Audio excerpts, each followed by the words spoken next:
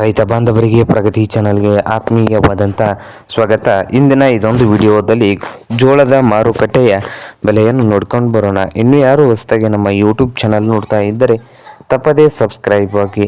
ಇಂದು ಜೋಳದ ಮಾರುಕಟ್ಟೆಯ ಬೆಲೆಯನ್ನು ನೋಡೋದಾದರೆ ವಿಜಯಪುರದಲ್ಲಿ 3,000ದಿಂದ 3,600 3,000ದಿಂದ 3,600 ರೂಪಾಯಿವರೆಗೆ ವಿಜಯಪುರದಲ್ಲಿ ಒಂದು ಕ್ವಿಂಟಲ್ ಜೋಳದ ಬೆಲೆಯನ್ನು ಹೊಂದಿದೆ.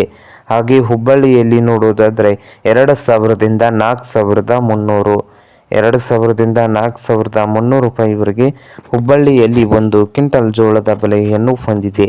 ಹಾಗೆ ರಾಯಚೂರು ಮಾರುಕಟ್ಟೆಯಲ್ಲಿ 3,000ದಿಂದ 4,200 3,000ದಿಂದ 4,200 ರೂಪಾಯಿವರೆಗೆ ರಾಯಚೂರದಲ್ಲಿ ಒಂದು ಕ್ವಿಂಟಲ್ ಜೋಳದ ಬೆಲೆಯನ್ನು ಹೊಂದಿದೆ.